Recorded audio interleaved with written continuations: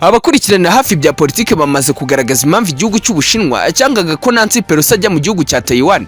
Ngo ni nyuma y'amagambo akomeye Nancy Pelosi yari yavuze ko ibyo igihugu cy'Ubushinwa bubwira Amerika kuri Taiwan bisa nk'aho ari ugucurangira abahetsi. Naho ku rundi ruhande ku byerekeye ku kibuga cy'imirwano ku butaka bwa Ukraine ku ntambara ihuje igihugu cy'Uburusiya ndetse na Ukraine, Marine Le Pen wiyamamarizaga kuba perezida w'igihugu cy'Ubufaransa mu matora yashize agatsindwa na Emmanuel Macron, yamaze gusaba ko ibihano byose byafatiwe igihugu cy'Uburusiya bikurwaho igitaraganya. Mbahaye ikaze kuri aya makuru twagarutseho mu ngingo z'ingenzi ndetse n'andi tugeze tugarukaho, aho tugiye kuyagarukaho 5 kuri 5. Tugusaba gukora subscribe amakuru yacu akajya kugeraho 5 kuri 5.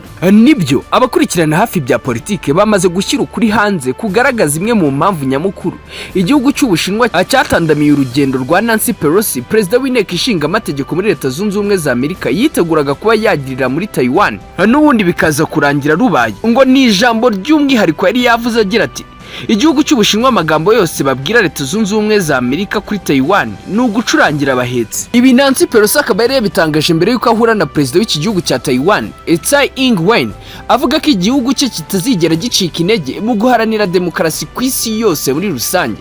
Pelosi ari kumwe n'itsinda ryamuherekeje muri Taiwan yagize ati uyu munsi isi ikomeje guhura n'amahitamo hagati ya demokarasi ndetse n'igitugu. Umuhati wa Leta Zunze Ubumwe za Amerika wo kwimakaza demokarasi hano muri Taiwan n'ahandi ku isi ntago dufite kuzawucogoza habe na gatoya. Pelosi kandi yavuze ko Leta Zunze Ubumwe za Amerika zizashyigikira Taiwan mu buryo bwa gisirikare, kandi ko inteko ishinga amategeko yayo ishishikajwe n'umutekano wa Taiwan. Yakomeje agira ati byose kandi bigamije kuyifasha kwirwanaho uko bikwiye imbere y'igihugu cy'Ubushinwa.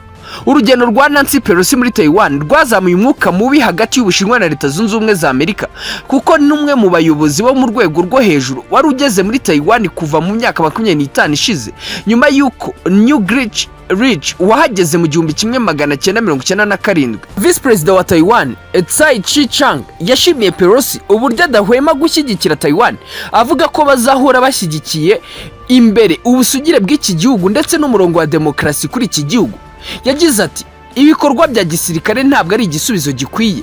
Uruzinduko rwa Pelosi muri Taiwan nta bwoba bukwiye gutera, ni ikimenyetso cy'ubwirinzi ndetse no gushyigikira uburenganzira bwa muntu n'indangagaciro za demokarasi n'ukwishyira ukizana kwa buri muntu wese ku isi. Ubushinwa buvuga ko iki kirwa cya Taiwan ari icyabwo, ari naho buhera buvuga ko imyitwarire ya Leta Zunze Ubumwe za Amerika yo gushaka kugaragaza ko Taiwan ari igihugu kigenga aribwo bushotoranyi bwo ku rwego rwo hejuru Leta Zunze Ubumwe za Amerika iri gukora ku gihugu cy'Ubushinwa.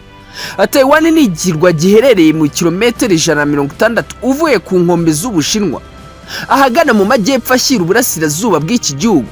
Mbere y'1949 ibi bice byombi byari igihugu kimwe, Taiwan ifatwa nk'intara y'Ubushinwa.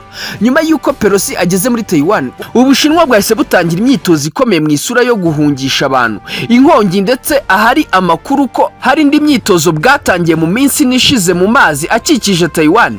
Nancy Pelosi yageze muri Taiwan nyuma yo kugirira uruzinduko mu bindi bihugu bya Aziya nka Singapore ndetse na Malaysia. Naho ku rundi ruhande ku kibuga cy'imirwano ku butaka bwa Ukraine, Marine Le Pen yasabye ko ibihano byafatiwe igihugu cy'Uburusiya bikurwaho igitaraganya.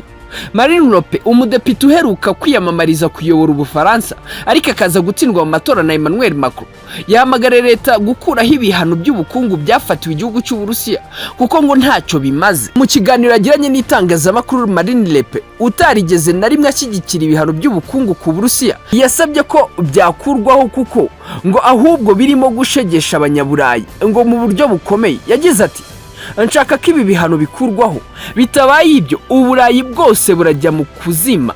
Ibi akaba yabivuze avugira ati ahanini kubera ko ikibazo cya gazi ituruka mu Burusiya ari ikibazo gikomeye ku bihugu byo ku mugabane w'Uburayi. Ibihano rero ntacyo bimaze, icyo birimo gukora gusa ni ugushaririza abanyaburayi gusa, kandi muri abo harimo n'Abafaransa muri rusange.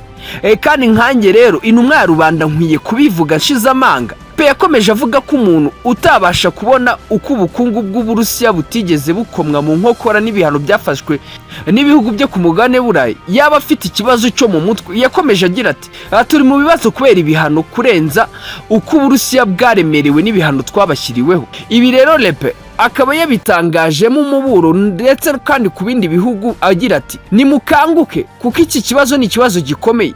kuko ibyo mukomeza gukora ngo muri gushyira mu mazi abiri igihugu cy'Uburusiya ni ibibazo ahubwo bikomeza kwiyongera ku banyaburayi muri rusange. Rero nabagira inama mwakabaye musorezaho mukarekera, kuko n'ubundi nta kibihano byigeze bitwara igihugu cy'Uburusiya.